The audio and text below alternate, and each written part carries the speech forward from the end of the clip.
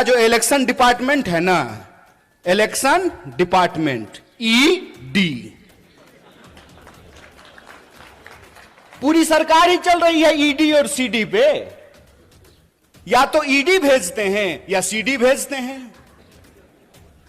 तो जिसका ईडी और सीडी नहीं है वो सच्चा है, जिसका ईडी और सीडी है वो झूठा है, वो झूठ के साथ जाकर के खड़ा है। और मैं ये सवाल आपसे पूछता हूं, देश के जो पंत प्रधान हैं, जिनको हिंदी में हम लोग प्रधानमंत्री कहते हैं, वो इतिहास में फेल हो गए थे। मैं मजाक नहीं कर रहा हूं, मैं झूठ नहीं बोलता हूं, क्योंकि मैं भाजपा में नहीं हूं। इतिहास जब बना नहीं सकते हैं तो इतिहास को मिटाने की कोशिश कर रहे हैं, क्योंकि इनका इतिहास खराब है, क्योंकि इनका इतिहास इस देश के साथ गद्दारी करने का इतिहास है। इनका इतिहास इस देश के लोग जब अंग्रेजों के खिलाफ लड़ रहे थे तो उनके साथ चाय पर बैठ करके चर्चा करने का इतिहास है। इनका इतिहास अंग्रेजों की जासूसी करने का इतिहास है। मैं आप सबसे एक सवाल पूछना चाहता हूं, खास करके अपने नौजवान दोस्तों से। प्रधानमंत्री का बच्चा नहीं ना, पता है वो कहां रहता है? वो ऑक्सफोर्ड में रहता है, वो कैम्ब्रिज में रहता है, वो लंदन में रहता है, वो न्यूयॉर्क में रहता है। लेकिन हमारे जो कामगार के बच्चे हैं, जो शेतकरियों के बच्चे हैं, जो साधारण नौकरी करने वालों के बच्चे हैं, उनके हाथ में तलवार थमा करके ये उनको दंगाई बना रहा है और अपनी राजनीति की रोटी सेक रहा है। अरे इतना खतरा हो गया है धर्म पर, तो तुम अपने बच्चे को भेजने के लिए, पढ़ने के लिए बाहर क्यों भेज रहे हो? उसको बोलो आकर के हमारे साथ धर्म बचाए, आए हमारे साथ रैली निकाले, झांकी निकाले। चलाकी कर रहे हो हैं? मोबाइल हमारा, रिचार्ज हमारा, टीवी हमारा, रिचार्ज हमारा, कहानी अपना कर रहे हो। हमको यह बात समझनी पड़ेगी कि रानी के पेट से राजा नहीं पैदा होता है। यह है नागरिकता, यह है जमहूरियत, यह है लोकतंत्र, कि रानी के पेट से राजा नहीं पैदा होगा। राहुल गांधी जी को भी अमेठी में जाकर के चुनाव लड़ना पड़ेगा। तो अमित शाह का जो बेटा है, देखें उसका मुंह देखें अजय शाह का, है? उसका बीसीसीआई का सेक्रेटरी बनना परिवारवाद है कि नहीं है? ये जो आप तमाम लोग यहां बैठे हुए हैं ना, हमने आपका नमक खाया है।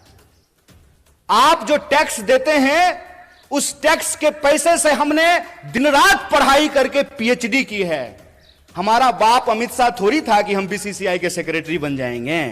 वो गांधी सूट खोल दिए देश के लिए, वो भी गुजरात से थे। एक गुजरात के गांधी सूट खोल दिए देश के लिए, एक गुजरात के मोदी 10 लाख का सूट पहन लिए दोस्त के लिए। यही हकीकत है ना। और कहते हैं कि एक गरीब प्रधानमंत्री बन गया है तो आपको अच्छा नहीं लग रहा है। नहीं, बहुत अच्छा लग रहा है।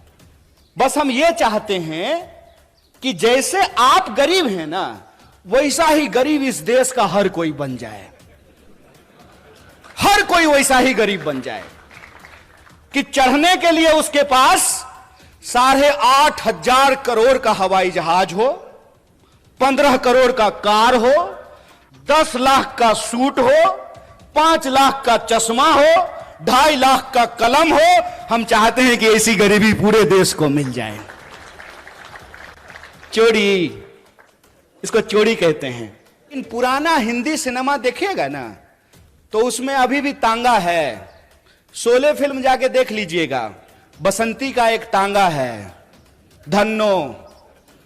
तो धन्नो के आंख पे एक चश्मा होता है, ताकि धन्नो इधर उधर ना देखे, धन्नो सीधा चले, चाबुक खाए और दौड़े।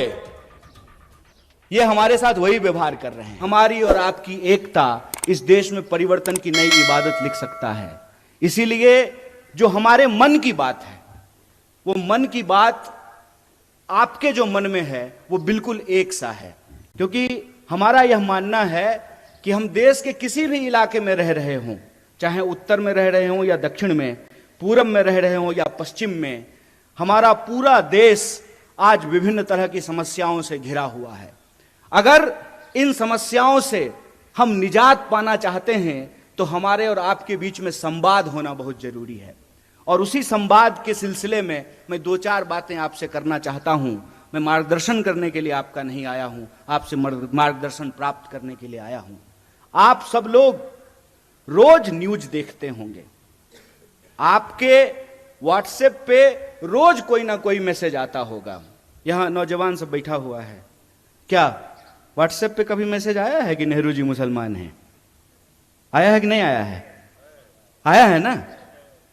यहां जितने लोग बैठे हुए हैं, कोई ऐसा व्यक्ति नहीं है जिसको कांग्रेस पार्टी के बारे में, नेहरू जी के बारे में, गांधी जी के बारे में, हमारे नेता राहुल गांधी के बारे में मिस इन्फॉर्मेशन नहीं आया हो। कोई ऐसा व्यक्ति नहीं है। तो मैं यहां इतिहास की एक घटना आपके सामने रखना चाहता हूं। जब लोदियों का शासन था दिल्ली में, तो बाबर तोप लेकर के आया था। तकनीक नई थी और उस नई तकनीक के बदौलत बाबर ने लोदियों को हरा दिया और मुगल राज की स्थापना हो गई। मुगल का राज चलने लगा और बाद में जितने भी मुगल शासक हुए वो यहीं पर रहे, यहीं पे उन्होंने शादियां की और उनके बाल बच्चे जो हैं वो राज करने लगे। फिर अंग्रेज बंदूक लेकर के आए, मुगलों के राज को समाप्त किया और अंग्रेजों की राज जो है वो स्थापित हो गई। 200 साल तक अंग्रेजों का राज रहा हमारे ऊपर। और जब मैं पुनर्जागरण की धरती कहता हूं तो पुनर्जागरण की धरती कहने का क्या मतलब है? पुनर्जागरण की शुरुआत ईस्ट में बंगाल से हुआ और वेस्ट में महाराष्ट्र से हुआ था। इसीलिए जब आप स्वतंत्रता आंदोलन के इतिहास को देखेंगे तो सबसे ज्यादा बंगाल और महाराष्ट्र के लोग इस देश की आजादी के लिए कुर्बान होने वाले लोग आपको मिलेंगे। तो फिर अंग्रेजों को, उस राज को कौन सी तकनीक से समाप्त किया गया? गांधी जी के हाथ में बंदूक तो नहीं था। और आप यह जान लीजिए, शहीद आजम भगत सिंह ने भी यह कहा कि क्रांति जो होती है, इनकलाब जो होता है, वो बम और पिस्तौल से नहीं आता है। कई बार हमारे जो नौजवान साथी हैं उनके व्हाट्सएप पे यह भी मैसेज आता है कि जब शहीद आजम भगत सिंह को फांसी हो,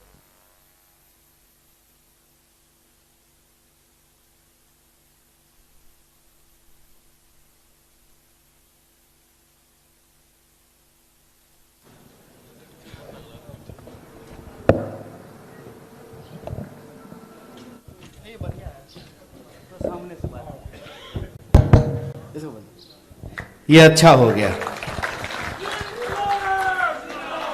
कई बार आप लोगों के सामने ये मैसेज आया होगा कि शहीद आजम भगत सिंह को फांसी हो रही थी और गांधी जी ने कुछ नहीं किया। ये तमाम जो चीज है इसको हमको समझना पड़ेगा। जबकि शहीद आजम भगत सिंह कह रहे हैं कि बम और पिस्तौल इनकलाब नहीं लाता है। बम का दर्शन भगवती चरण बोहरा ने लिखा था, शहीद आजम भगत सिंह ने नहीं लिखा था। तो वो कौन सी ऐसी ताकत थी जो अंग्रेजों के 200 साल के राज को समाप्त किया? उस ताकत का नाम क्या था? उस ताकत का नाम था सत्य। इस बात को याद रखिएगा। और सत्य की ताकत से भारतीय राष्ट्रीय कांग्रेस इस देश के आम लोगों को इकट्ठा करके, चंपारण जब गांधी गए थे तो किसानों का आंदोलन लड़ने के लिए गए थे। महिलाओं को जब इकट्ठा किया पिकेटिंग आंदोलन के लिए, शराबबंदी के लिए, तो महिलाएं आंदोलन कर रही थी, आदिवासी आंदोलन कर रहे थे, दलित आंदोलन कर रहे थे, शेतकरी आंदोलन कर रहे थे, कामगारों का आंदोलन हो रहा था। और तमाम आंदोलनों को इकट्ठा करके महात्मा गांधी ने, जो अंग्रेजों के हाथ में बंदूक थी, बड़े बड़े जंगी जहाज थे, सत्य की ताकत से उसको परास्त कर दिया और 15 अगस्त 1947 को इस देश को आजादी मिल गई। आज यह बात मैं आपके सामने क्यों कह रहा हूं? आज फिर एक तकनीक की ताकत लेकर के कोई आया है जिसका नाम दिया गया है सोशल मीडिया। बताइए, नाम है सोशल मीडिया और काम इसका सबसे ज्यादा अनसोशल है, सबसे ज्यादा अनसोशल है। अनसोशल कैसे है? घर में अगर कोई बर्थडे पार्टी हो रही हो तो देखिएगा कि 4 लोग मोबाइल लेकर के ना ऐसे कोना में मुंह घुमाए रहता है। यह हमको सोशल नहीं बना रहा है, यह हमको अनसोशल बना रहा है। इतिहास नहीं बना रहा है, इतिहास को मिटाने की कोशिश की जा रही है। रोज सुबह सुबह उठिएगा तो यह मैसेज आएगा कि फटाफट 10 लोगों को यह मैसेज भेज दीजिए, मनोकामना पूर्ण हो जाएगी। पलट करके पूछ लीजिए ना, हम कौन सा इंसान हैं, 9वां की 10वां? अगर हम 10वां हैं तो पहले तुम बता दो कि तुम्हारी कौन सी मनोकामना पूर्ण हो गई है। पूछना चाहिए ना। मैं ये कहानी अक्सर लोगों से पूछता हूं, आजाद होने का क्या मतलब होता है? आजाद भारत में हम आजाद नागरिक हैं, आजाद होने का क्या मतलब होता है? आजाद का मतलब होता है अपने ख्यालों से आजाद होना। आजाद का मतलब होता है सत्य को परख करके झूठ और सच का फर्क करना। आजाद का मतलब होता है कि महिलाएं जो बैठी हुई हैं साड़ी पहन करके, उनका भी वोट एक है, और यहां जो कुर्सी सजाए हुए हैं आमदार, इसमें से हो जाएंगे कोई खासदार, उनका भी वोट एक है। बोलिए है कि नहीं है? आजाद होने का मतलब यह होता है कि हम भी अपराध करेंगे तो हमारे ऊपर भी वही कानून लागू होगा, और इस देश का कोई मंत्री भी अपराध करेगा तो उसके ऊपर भी वही कानून लागू होना चाहिए। आजाद होने का मतलब होता है कि अगर सत्य है हमारे पास तो हम सत्य की ताकत पर सत्ता से सवाल कर सकते हैं। आजाद होने का मतलब होता है खुली हवा में सांस लेना, अपने देश के लिए, समाज के लिए अपने कर्तव्य को पूरा करना, और राज्य और सरकार का यह कर्तव्य है कि वह नागरिक की जरूरतों को पूरा करे। यह होता है आजाद होने का मतलब। हमको पता भी नहीं चल रहा है कैसे धीरे धीरे स्नेह स्नेह हमारी आजादी हमसे छीनने की कोशिश की जा रही है, और हमारी जो सोचने की क्षमता है। ऐसे ही आप पुनर्जागरण की धरती के लोग नहीं हैं। आप इसलिए पुनर्जागरण की धरती के लोग हैं क्योंकि आपकी मिट्टी से संत तुकाराम पैदा हुए। इसीलिए आप पुनर्जागरण की धरती हैं कि आपकी मिट्टी से सावित्रीबाई फुले और ज्योतिबा फुले पैदा हुए। इसीलिए आप पुनर्जागरण की भूमि है कि आपकी मुट्ठी पे डॉक्टर बाबा साहब भीमराव अंबेडकर ने उसको अपनी कर्म भूमि बनाने का काम किया। आप इसलिए पुनर्जागरण की भूमि है कि स्वतंत्रता आंदोलन की कोई भी धारा हो, चाहे क्रांतिकारी धारा हो या उदारवादी धारा हो, तमाम तरह के सपूतों को आपकी मिट्टी ने पैदा किया है। आप इसलिए पुनर्जागरण की धरती हैं क्योंकि आपके यहां क्रांतिकारी कवि अन्ना भाऊ साठे पैदा हुए हैं। यह जो इतिहास है आपका, छत्रपति शिवाजी महाराज से लेकर के साहू जी महाराज तक, यह इतिहास आपका स्वर्णिम इतिहास है। लेकिन आज आप देखिए कि इस मिट्टी के जो लोग हैं उनको कैसे मूर्ख बनाया जा रहा है। एक सवाल हम यहां खड़ा होकर के पूछें, हमारे एनसीपी के जिला अध्यक्ष हैं यहां पे, हम आपको यह नहीं बोलेंगे कि आप पवार वाले एनसीपी हैं, हम आपको यही कहेंगे कि आप सच्चा एनसीपी हैं, वो खरीदा हुआ एनसीपी है। आप सच्चा एनसीपी हैं और वो भाजपा का जो इलेक्शन डिपार्टमेंट है ना, इलेक्शन डिपार्टमेंट ईडी, पूरी सरकार ही चल रही है ईडी और सीडी पे। या तो ईडी भेजते हैं या सीडी भेजते हैं। तो जिसका ईडी और सीडी नहीं है वो सच्चा है, जिसका ईडी और सीडी है वो झूठा है, वो झूठ के साथ जाकर के खड़ा है। और मैं ये सवाल आपसे पूछता हूं, इसका जवाब आपको अपने आप मिल जाएगा, क्योंकि मैं महसूस करता हूं और मैं ऋणी हूं महात्मा गांधी का, मैं ऋणी हूं पंडित जवाहरलाल नेहरू का, मैं ऋणी हूं डॉक्टर बाबा साहब भीमराव अंबेडकर का, मैं ऋणी हूं सरदार वल्लभ भाई पटेल का, सुभाष चंद्र बोस का, सरोजिनी नायडू का। मैं ऋणी हूं उनका कि वो अंग्रेजों से लड़ करके हमको आजादी दिलाए। मैं ऋणी हूं लाल बहादुर शास्त्री का मैं ऋणी हूं इंदिरा गांधी का, राजीव गांधी का, कि जो आजादी हमारे पुरखों ने हमको दिलाई, जो आजादी हमको हमारे संविधान ने दिया, उस आजादी को ये लोग बचा करके रखे। इसीलिए तो एक साधारण नौजवान जिसकी मां आंगनवाड़ी में काम करती है, वो आप तमाम लोगों के सामने माइक लेकर के इन तमाम नेताओं के सामने खड़ा होकर के भाषण दे रहा है। यह संविधान की ताकत है, यह उस आजादी के आंदोलन का इतिहास है कि आज हम आजाद देश में सांस ले पा रहे हैं। लेकिन कैसे यह आजादी हमसे छीनी जा रही है, इस बात को हमको समझना पड़ेगा। कैसे नए तकनीक का, इंटरनेट का और सोशल मीडिया का सहारा लेकर के झूठ परोसा जा रहा है और सत्य को झुठलाने की कोशिश की जा रही है, इस बात को हमको समझना पड़ेगा। यह इतिहास नहीं बना सकते हैं। आपको मालूम है, देश के जो पंत प्रधान हैं, जिनको हिंदी में हम लोग प्रधानमंत्री कहते हैं, वो इतिहास में फेल हो गए थे।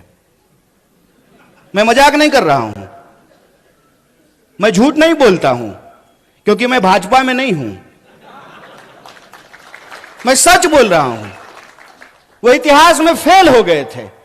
और डॉक्टर बाबा साहब भीमराव अंबेडकर ने एक बड़ी मजेदार बात कही है। उन्होंने कहा है कि जो पीढ़ी अपना इतिहास भुला देती है, इतिहास भी उसको भुला देता है। इसीलिए ये इतिहास जब बना नहीं सकते हैं, तो इतिहास को मिटाने की कोशिश कर रहे हैं। जो अपना मकान बना नहीं सकते, दूसरे की मकान पे अपना नाम लिख करके कहते हैं कि हमने इतिहास बनाया है। अरे साहब, आपने तो इंसान को इंसान नहीं बनाया है, आप इतिहास क्या बनाएंगे? झूठ के सहारे ये एक इमारत खड़ी करने की कोशिश कर रहे हैं। झूठ का सहारा लेकर के ये इतिहास को पलटने की कोशिश कर रहे हैं। क्यों? क्योंकि इनका इतिहास खराब है, क्योंकि इनका इतिहास इस देश के साथ गद्दारी करने का इतिहास है। इनका इतिहास, इस देश के लोग जब अंग्रेजों के खिलाफ लड़ रहे थे, तो उनके साथ चाय पर बैठ करके चर्चा करने का इतिहास है। इनका इतिहास अंग्रेजों की जासूसी करने का इतिहास है। मैं जितने संतों का नाम ले रहा हूं, जितने वीरों का नाम ले रहा हूं, जितनी वीरांगनाओं का नाम ले रहा हूं, बताइए एक का भी संबंध भारतीय जनता पार्टी से है क्या? लेकिन हमको गर्व है कि हम जितने भी लोगों का नाम ले रहे हैं, प्रत्यक्ष या परोक्ष रूप से उनका संबंध भारतीय राष्ट्रीय कांग्रेस से है। इसीलिए आप तमाम लोग जो यहां मौजूद हैं, सबसे पहले आपको गौरवान्वित महसूस होना चाहिए कि आप उस पार्टी का हिस्सा हुए हैं जिस पार्टी ने इस देश को आजादी दिलाई है। उस पार्टी के आप सदस्य हैं जिसने इस देश में बराबरी के सिद्धांत को लागू किया है। बोलिए, इस देश में महिलाओं ने कोई आंदोलन किया था क्या? समान वोट के अधिकार का कोई आंदोलन नहीं किया था ना? समान वोट का अधिकार मिला कि नहीं मिला? लोग जो हेलीकॉप्टर से उड़ते हैं उनका भी वोट एक, और जो साइकिल पे चलता भी उसका भी वोट एक है कि नहीं है? अगर वोट का अधिकार नहीं होता तो आपको लगता है कि 5 साल में चुनाव के बाद हेलीकॉप्टर लेकर के कोल्हापुर सिटी की गलियों में नेताजी हाथ जोड़ करके आपके सामने खड़े होते? बिल्कुल नहीं खड़े होते। तो जो अधिकार हमको मिला है, वो अधिकार हमसे छीना क्यों जा रहा है? छीना इसलिए जा रहा है कि पहचान के नाम पर, जात और धर्म के नाम पर, ये आज की तारीख में हमको जो अधिकार दिए गए हैं उसको एक एक करके छीन रहे हैं। कैसे छीन रहे हैं, मैं कुछ उदाहरणों से इसको आपके सामने रख देता हूं। आपने देखा होगा कि लोग झांकी निकालते हैं, मोटरसाइकिल लेके जाते हैं, तलवार लहराते हैं और एक दूसरे के खिलाफ गंदी और गाली भरी भाषाओं का इस्तेमाल करते हैं। मैं आप सबसे एक सवाल पूछना चाहता हूं, खास करके अपने नौजवान दोस्तों से। उसमें एक भी मंत्री का बच्चा रहता है? एक भी प्रधानमंत्री का बच्चा नहीं ना? पता है वो कहां रहता है? वो ऑक्सफोर्ड में रहता है, वो कैम्ब्रिज में रहता है, वो लंदन में रहता है, वो न्यूयॉर्क में रहता है। लेकिन हमारे जो कामगार के बच्चे हैं, जो शेतकरियों के बच्चे हैं, जो साधारण नौकरी करने वालों के बच्चे हैं, उनके हाथ में तलवार थमा करके ये उनको दंगाई बना रहा है और अपनी राजनीति की रोटी सेक रहा है।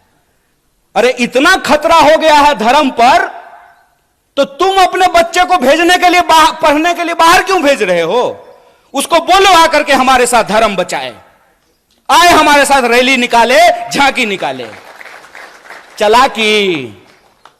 चलाकी कर रहे हो हैं? मोबाइल हमारा, रिचार्ज हमारा, टीवी हमारा, रिचार्ज हमारा, कहानी अपना कर रहे हो।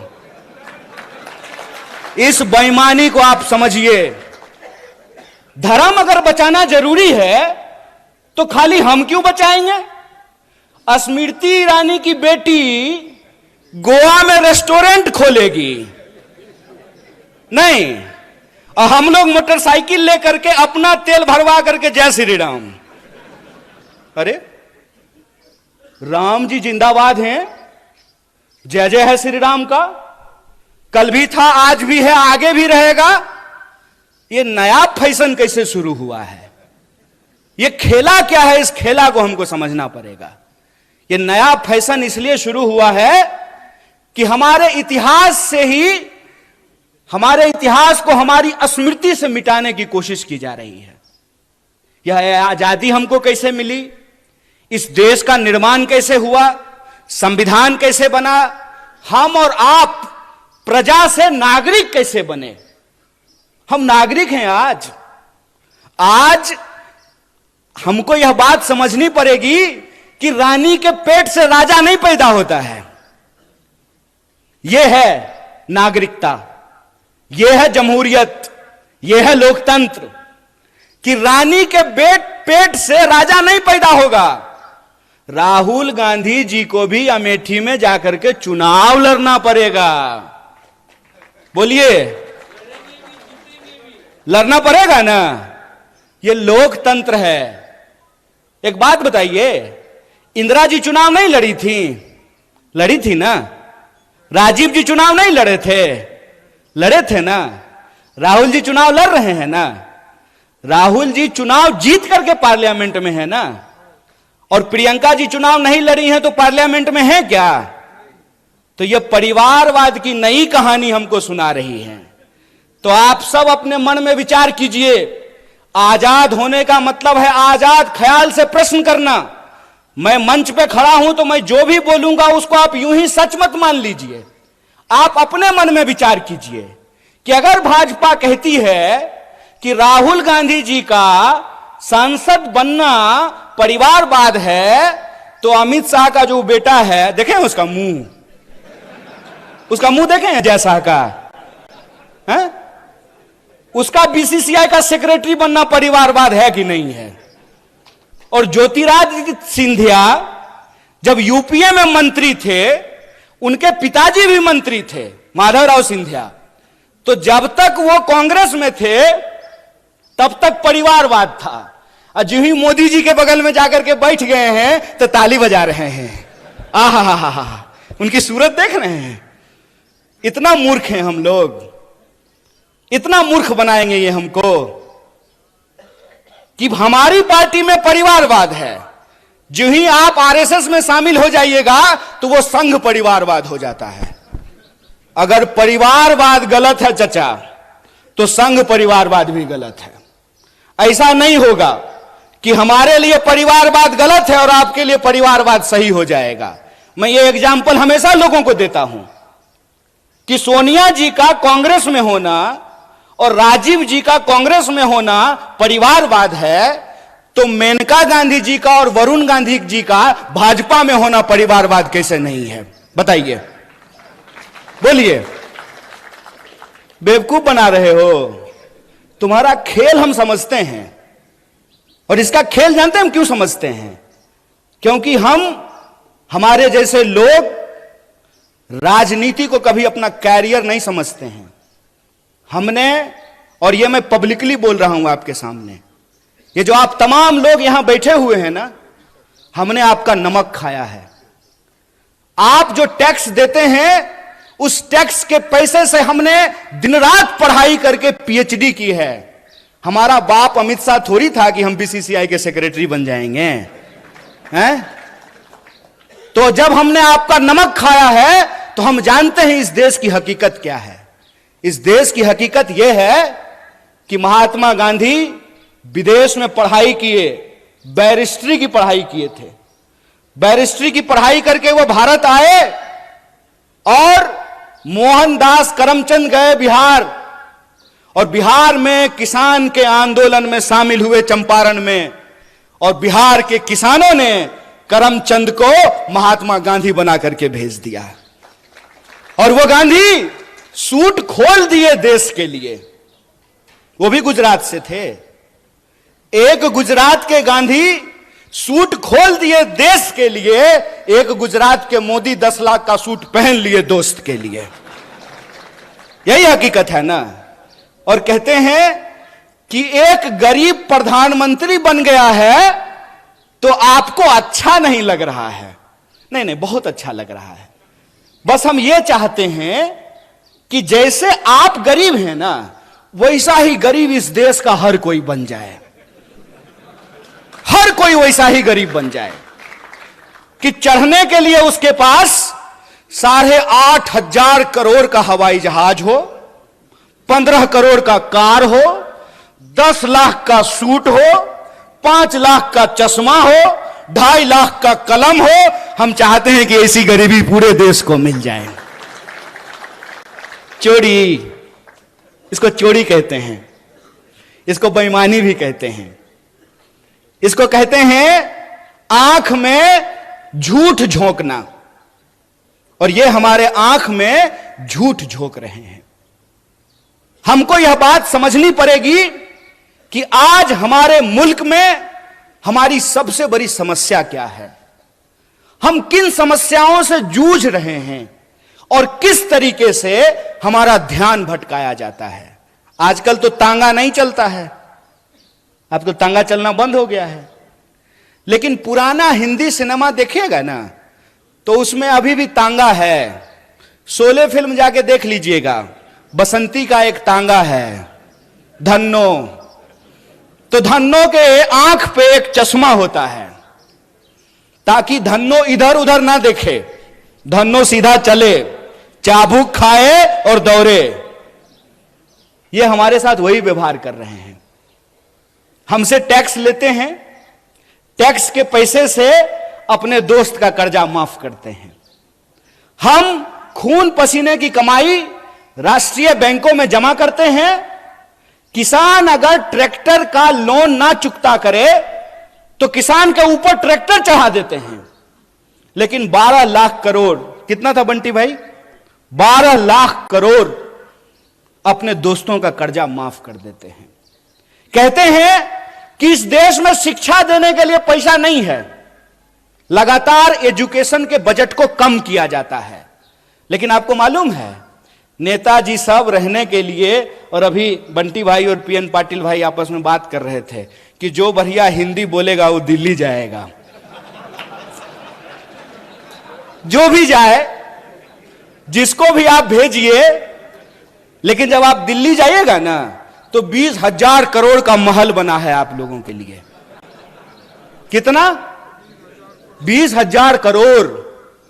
हाय रे चोरी, अस्पताल बनाने के लिए पैसा नहीं है। रोड अगर बनाता है तो रोड बनने से पहले ही गडकरी जी टैक्स लेना शुरू कर देते हैं। टोल टैक्स लेते हैं कि नहीं लेते हैं? रोड हमने, अच्छा इसको एक खेल समझ लीजिए। कार जब आप खरीदिएगा, हमारे पत्रकार लोग यहां बैठे हुए हैं, आपको तो कम से कम कार होगा ही, हैं? देश की इकोनॉमी 3 ट्रिलियन है, महाराष्ट्र की इकोनॉमी 1 ट्रिलियन है, तो कम से कम महाराष्ट्र के पत्रकारों तो कार जरूर होगा। तो कार जब आप खरीदते हैं तो रोड टैक्स लेता है कि नहीं लेता है? तो एक बार जब कार खरीदेंगे तब रोड टैक्स लेगा, और फिर जितनी बार कार लेकर के रोड पे जाएंगे तो टोल टैक्स लेगा। बोलिए सही है कि गलत है? बोलिए, डरिए मत। कैमरा उधर घुमा दीजिए। बोलिए सही है कि गलत है? गलत है ना।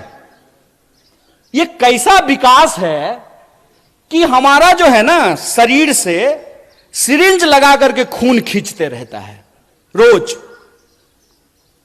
हर तरह का टैक्स हमारे ऊपर लागू है। नौजवान दोस्त यहां बैठे हुए, आपकी जानकारी के लिए बता दूं, जो यूथ हॉस्टल है, वर्किंग विमेन हॉस्टल है, उस पर भी 12% का जीएसटी लगा दिया गया है। एक शिक्षा पे टैक्स, सड़क पे टैक्स, अस्पताल पे टैक्स, दवाइयों पे टैक्स, हमसे हर चीज पे टैक्स ले रहे हैं। और बदले में क्या कहते हैं? आत्मनिर्भर बनिए। वाह, कितना सुंदर शब्द है, आत्मनिर्भर बनिए। तो एक बात हमको बता दीजिए, सोच के बता दीजिए। जरूरी नहीं है कि हमारी बात मान लीजिए, लेकिन सोचिए जरूर। आजाद भारत के आजाद नागरिक हैं आप, आपका हक है कि आप सोचें।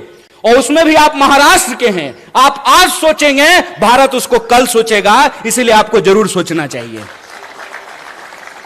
कि अगर सरकारी रोड नहीं होना चाहिए, सरकारी अस्पताल नहीं होना चाहिए, सरकारी स्कूल नहीं होना चाहिए, सब आत्मनिर्भर होना चाहिए, तो सरकारी प्रधानमंत्री भी नहीं होना चाहिए। बोलिए क्या आमदार साहब, बोलिए कि आपको पेंशन मिलेगा? ये जो यहां कांस्टेबल खड़ा है, क्या जी पेंशन मिलता है? तो बोलिए ना, इनको नहीं मिलता है। बोलिए, इसको देखिए और इसको समझिए। और मैं आप लोगों से एक बात कहना चाहता हूं, गुजरात से आया मेरा दोस्त, दोस्त को सलाम करो। आजकल अजीत दादा सलाम ठोक रहे हैं। नहीं, प्रधानमंत्री ने अपने भाषण में कहा कि 70,000 करोड़ का घोटाला किया है अजीत दादा ने, ऐसा प्रधानमंत्री ने कहा। इलेक्शन डिपार्टमेंट सक्रिय हो गया, ईडी। अब कोई घोटाला नहीं हुआ है, भाजपा के वॉशिंग मशीन में सब साफ हो गया है। अब दाग अच्छे हैं, क्योंकि दाग भाजपाई हैं। इस खेल को आप समझिए कि कुछ भी सरकारी नहीं होगा तो सरकारी संसद किस लिए होगा 20,000 करोड़ का? सरकारी प्रधानमंत्री किस लिए होगा? इस देश के नागरिकों को यह समझना पड़ेगा कि इस देश में कितनी बड़ी लूट चल रही है। अंबानी का एक दिन का जो इनकम है, एक दिन का बोल रहे हैं, एक दिन का, उसमें एक दिन के इनकम में 75 लाख, कितना? 75 लाख मनरेगा के मजदूरों को वेतन दिया जा सकता है। यह खेल हम नहीं समझेंगे। देश की आजादी को 75 साल हो गए हैं, 77वां स्वतंत्रता दिवस मनाया जा रहा है। ऐसा कैसे हो गया भाई कि 2-4 लोग बहुत अमीर हो गए और बाकी जो जनता थी वो जो है हर चीज के लिए तरसने लगी है। पहले क्या बोले थे? पहले बोले थे कि जब प्राइवेटाइजेशन होगा ना तो कंपटीशन होगा, इसीलिए कोऑपरेटिव को समाप्त कर दो। आप बहुत सौभाग्यशाली हैं पीएन पाटिल साहब कि आपका कोऑपरेटिव चल रहा है। क्यों? क्योंकि जया शाह का पप्पा कोऑपरेटिव मंत्री बना है। वो जिस चीज के मंत्री बनते हैं ना, उसका बस जय श्री राम होता है।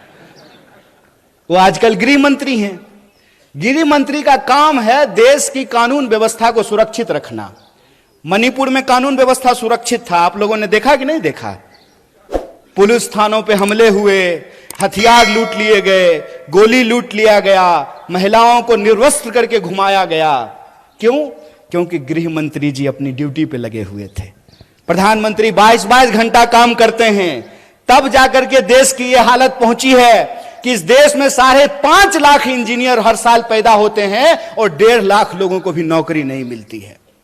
इसीलिए मैं जो बोलता हूं तथ्य और प्रमाण के साथ बोलता हूं। मैं आपके सामने बोल रहा हूं। प्रधानमंत्री जी ने कहा कि 2022 तक सबको पक्का मकान मिल जाएगा। मिल गया कि नहीं मिल गया? नहीं मिला तो मतलब प्रधानमंत्री झूठ बोल रहे हैं क्या? या तो आप लोग झूठ बोल रहे हैं या प्रधानमंत्री झूठ बोल रहे हैं? कौन झूठ बोल रहा है? प्रधानमंत्री झूठ बोल रहा है। तो हम बोल सकते हैं ना कि भारत का प्रधानमंत्री झूठा है। बोलिए, नंगा को नंगा कहेंगे कि नहीं कहेंगे? झूठा को झूठा कहेंगे कि नहीं कहेंगे? और हम कहेंगे जो झूठ बोलेगा उसको झूठा। और तुम्हारे इलेक्शन डिपार्टमेंट में कितना दम है वो हम देखे हैं। जब आ रहे थे ना कोल्हापुर सिटी से मसाल के पीछे पीछे, तो कोल्हापुर का जेल देखते हुए आए हैं। जगह है कितनी जेल में तेरे, देख लिया है, देखेंगे, देखे हुए हैं। बोलेंगे झूठ, झूठा हो तुमने झूठ बोला है इस देश की जनता से। तुमने झूठ बोला कि हम इस देश के एक एक इंसान के खाते में 15 लाख रुपया पहुंचाएंगे। तुमने झूठ बोला कि हर साल 2 करोड़ नौकरी पैदा की जाएगी। तुमने झूठ बोला कि किसानों की आमदनी दोगुनी की जाएगी। तुमने झूठ बोला कि 2022 तक सबको पक्का मकान मिल जाएगा। तुमने झूठ बोला कि महंगाई को कम करेंगे। तुमने झूठ बोला कि महिलाओं के ऊपर अत्याचार को कम करेंगे। तुम इस देश की जनता से झूठ बोल रहे हो और तुम्हारी ताकत है झूठ बोलना। तो याद रखना कि तुम अगर झूठ के रास्ते पर चल सकते हो, फिर से इस देश को गुलाम बनाने की साजिश रच सकते हो। जिन अंग्रेजों की चापलूसी करते थे, आज उन्हीं दोस्तों के साथ खड़ा होकर के अगर उस देश में तुम कंपनी राज लाना चाहते हो, तो तुमको बता देना चाहते हैं कि हम भी महात्मा गांधी के राह पे चलने वाले लोग हैं। तुम्हारे झूठ का मुकाबला सच से करेंगे और तुम्हारे झूठ को हराएंगे। यह लड़ाई 2 तरह के सोच के बीच की लड़ाई है। एक तरफ वो है जो दिन दहाड़े बिना किसी लाग लपेट के झूठ बोलते हैं। दूसरी तरफ हम तमाम लोगों को एकजुट होना पड़ेगा जो सच बोलते हैं। पहली लड़ाई है झूठ और सच की, दूसरी लड़ाई है डर और साहस की। बताइए, शहीद आजम भगत सिंह 23 साल की उम्र में हंसते हंसते फांसी के फंदे पे झूल गया। झूल गया कि नहीं झूल गया? बटुकेश्वर दत्त, सुखदेव, राजगुरु, चंद्रशेखर आजाद झूल गए कि नहीं झूल गए? और आप जान लीजिए, जितने क्रांतिकारी थे उनका केस अगर कोई लड़ता था तो उस वकील का नाम पंडित जवाहरलाल नेहरू था। इस बात को याद रखिएगा। ये झूठ बोलते हैं, ये झूठ बोलते हैं, हमारे इतिहास को तोड़ने और मरोड़ने की कोशिश करते हैं। तो जो क्रांतिकारियों की परंपरा है जो वीरता के साथ खड़ी होती है, तो एक तरफ अंग्रेजों से माफी मांगने वाले डरपोक लोग हैं, एक तरफ अंग्रेजों की चापलूसी करने वाले, जासूसी करने वाले डरपोक लोग हैं, दूसरी तरफ हम साहसी और बहादुरी लोगों को इकट्ठा होना पड़ेगा। तो दूसरी लड़ाई है साहस और डर का, और तीसरी लड़ाई है कि वो समाज को हमेशा बांटने का काम करते हैं। हमेशा कभी जात के नाम पे बांटेंगे, कभी धर्म के नाम पे बांटेंगे। जहां धर्म होगा वहां धर्म का झगड़ा लगाएंगे, जहां धर्म नहीं होगा वहां जात का झगड़ा लगाएंगे।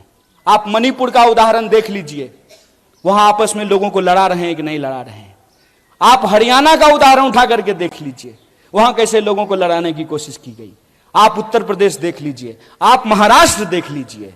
तमाम राज्यों में ये राज्य के जो लोग हैं उनको आपस में बांटते हैं। क्यों?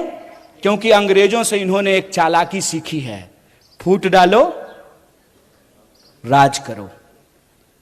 हमको यह बात समझनी पड़ेगी कि आज महाराष्ट्र के लोगों के आत्मसम्मान का सवाल है कि कोई बाहर से आकर के संत तुकाराम की धरती पर रहने वाले लोग, समता भूमि पे साहू महाराज की भूमि में जन्म लिए लोगों को यह बात समझनी पड़ेगी कि कोई बाहर से आकर के महाराष्ट्र के परिवार को आपस में विभाजित कर रहा है, महाराष्ट्र के लोगों को लड़ा रहा है।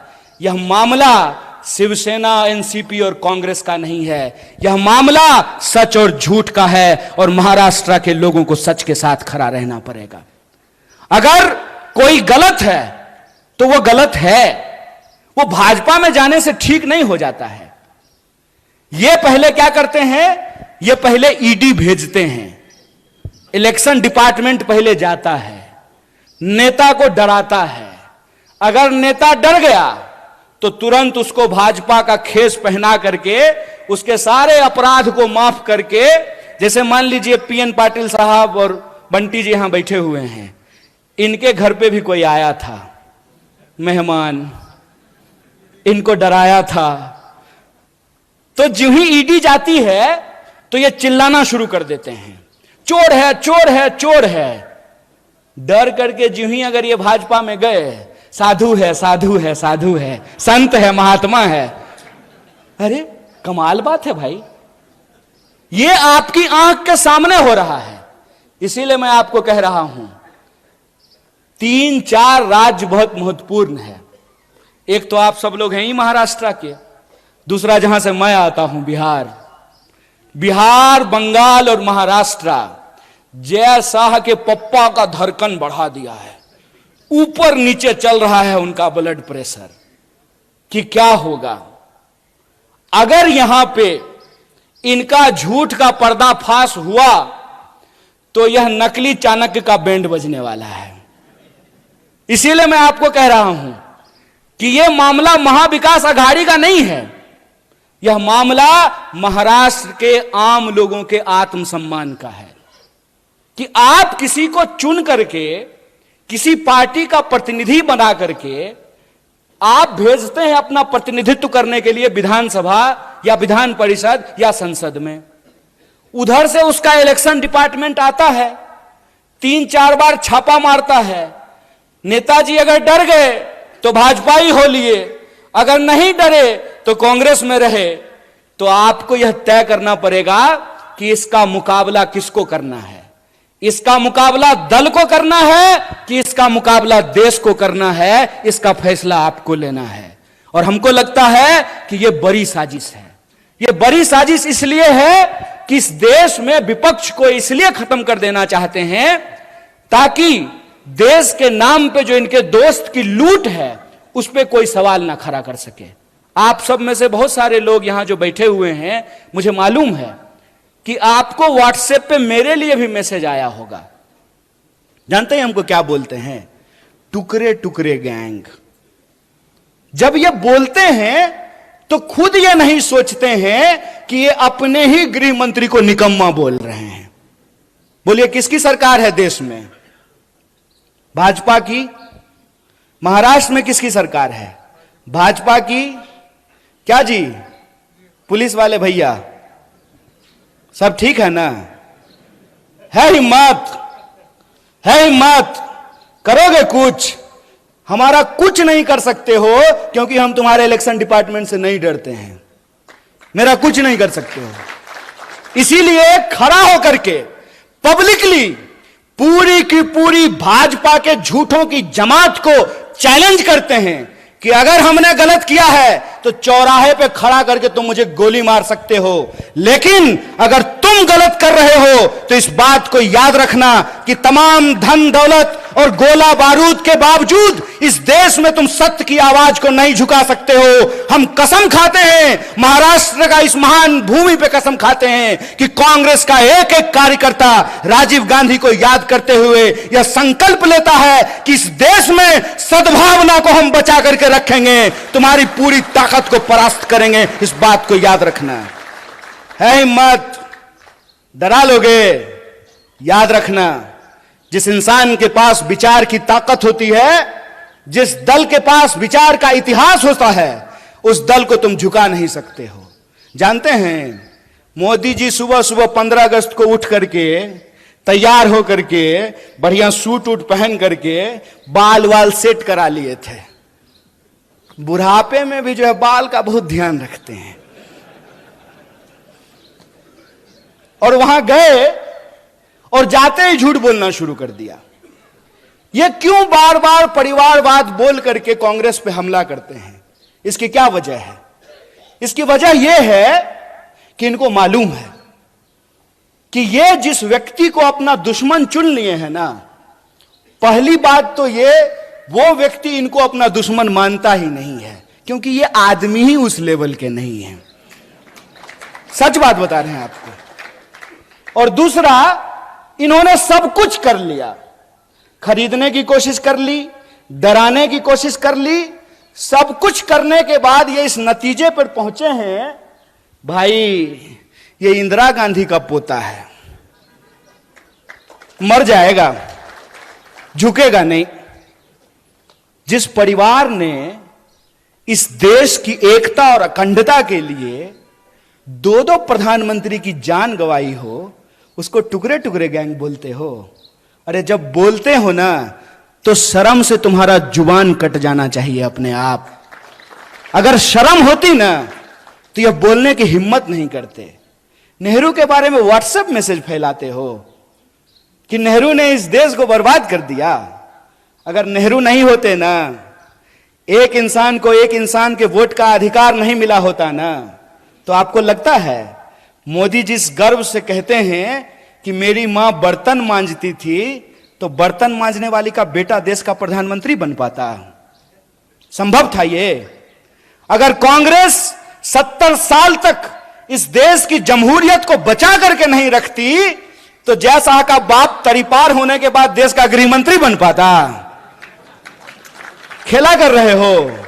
यह सच्चाई आज न कल इंसान के सामने आएगी, क्योंकि सच और झूठ में एक फर्क होता है। झूठ को चाहे आप कितनी बार भी बोल लीजिए, लेकिन वो सच को नहीं दबा सकता है।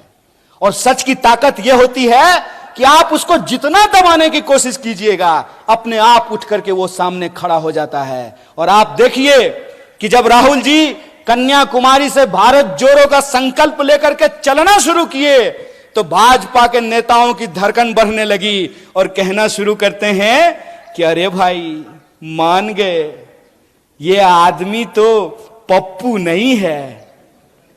खुद ही बोलना शुरू कर दिए। क्यों? क्योंकि इन्होंने हजारों करोड़ खर्च किया उस इंसान को बदनाम करने के लिए। हजारों करोड़ खर्च किया उस इंसान को पप्पू साबित करने में, और उसने कुछ नहीं किया। उसका जो नाम है ना, राहुल और गांधी, राहुल को उन्होंने भुला दिया और गांधी को अपना करके चलना शुरू कर दिया है। और इस कदम वो बढ़ाते गए, कारवां बढ़ता गया, लोग जुड़ते गए। और आप तमाम जो कोल्हापुर के लोग हैं, आप जानते हैं कि 700 किलोमीटर यहां से चल करके हिंगोली में आप लोग भारत जोड़ो यात्रा का साक्षात जो है दर्शन किए हैं, उसमें शामिल हुए हैं। सच की एक ताकत होती है कि सच को आप नहीं छुपा सकते हैं। और सच यह है कि कांग्रेस पार्टी का मतलब, भारतीय राष्ट्रीय कांग्रेस का मतलब है सत्य। भारतीय राष्ट्रीय कांग्रेस का मतलब है साहस। भारतीय राष्ट्रीय कांग्रेस का मतलब है एकता।